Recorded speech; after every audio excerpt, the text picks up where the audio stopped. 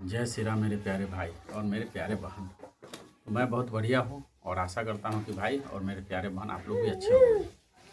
तो जो एंजाइटी हमको हुआ था है ना, तो हम वीडियो में बताए हैं कि एंजाइटी हमें किस कारण से हुआ था। क्योंकि मेरे पिताजी को पैरालिसिस मार देता है ना, और तो इस वजह से नहीं हुआ था भाई कि मेरे पिताजी को पैरालिसिस लग गया, हो गया, लपा मार दिया, हमको भी हो जाएगा, ऐसा नहीं भाई। क्योंकि अगर ऐसा होता यह कारण से तो मेरे घर के या तो अगल बगल के जो भी देखा है सुना है, देखो होने के रीज़न हमको है भाई कि हाँ, यहाँ से मतलब हम डरने लगे। क्योंकि जब नॉर्मल थे हम तो कलकत्ता में, पटना हो, हाजीपुर हो, विद्युपुर हो, जहाँ तक इनको जांच करवाएं, जितना जांच है, CT से MRI, खून जांच, हर तरह की जांच, हर तरह के इनको कहीं कहीं लेके गए। उनके बाद बीच में इनको मिर्गी आना भी शुरू हो गया, जो देह हाथ टाइट करने लगते हैं। तो हम घूमे है ना, और इस दरमियान बहुत से लोगों को हम देखे भाई, किसी को मुंह में मारा है, किसी को हाथ में मारा है, किसी को पूरा है, कोई मर गया। तो समझो कि कहीं रहना 1 महीना पड़ जाता था, कहीं 10 दिन, कहीं 8 दिन। तो इस चक्कर में बहुत सब तरह के है ना नॉलेज आ गया फालतू, या तो सही कह लो उस समय हमको, लेकिन कोई दिक्कत नहीं था ना। उसी तरह से ये 1 डेढ़ साल बीता।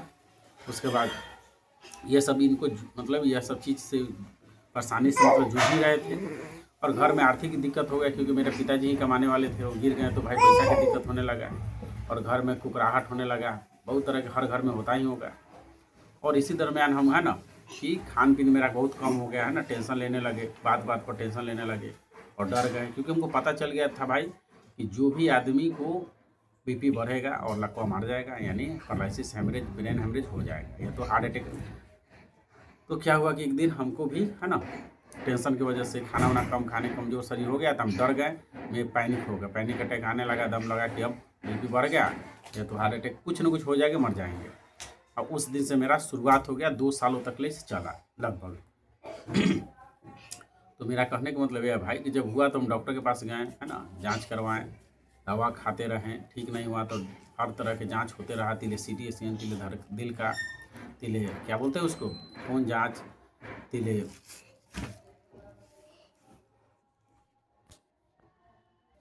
तो भाई इस तरह से एक डॉक्टर मतलब जो भी जांच था, रिपोर्ट था है ना, दवा खाते थे, ठीक नहीं होता था। धीरे धीरे करके है ना एंजाइटी के सारा लक्षण आ गए।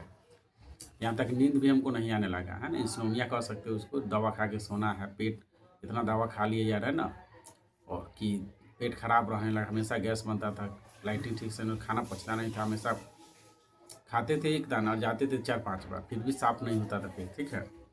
और इस तरह से मेरा शरीर में बहुत से प्रॉब्लम आ गया, एंजाइटी के कह सकते हो कि टोटली आ गया।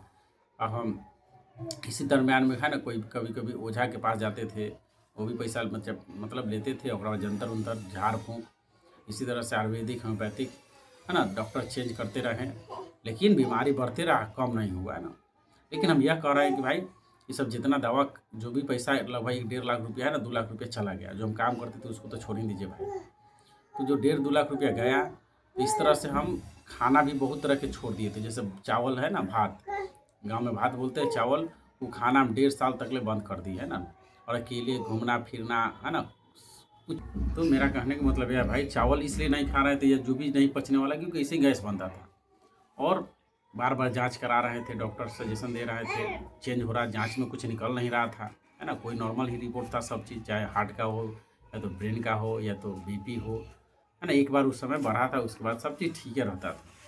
लेकिन है ना हम बार बार जांच करवाते थे, क्योंकि हमको ऐसा लगता था कुछ ना कुछ तो भाई है प्रॉब्लम, ठीक है। तो कराते कराते लगभग 1.5-2 लाख रुपया खर्चा हुआ।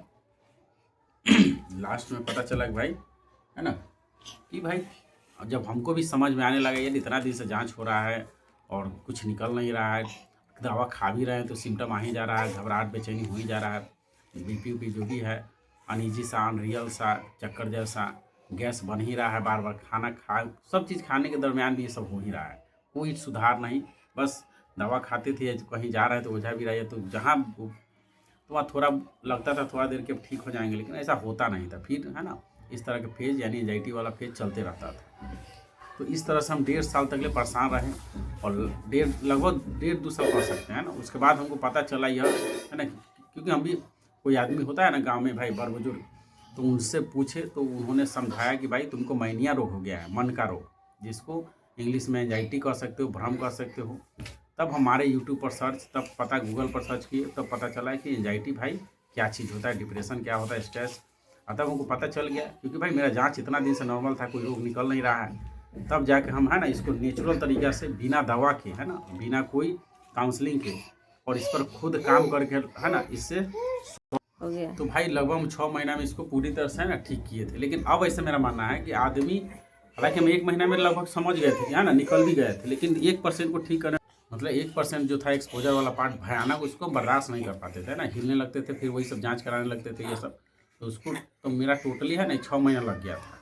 लेकिन अब हम जान चुके हैं भाई कि कितना भी साल सब एंजाइटी से परेशान हो, इस सब तरह के आदमी मेहनत करने, अगर आप इस पर काम करते हो, मेहनत करते हो, समझते हो, तो भाई 1 से 2 महीना पक्का 100% निकल सकते हो।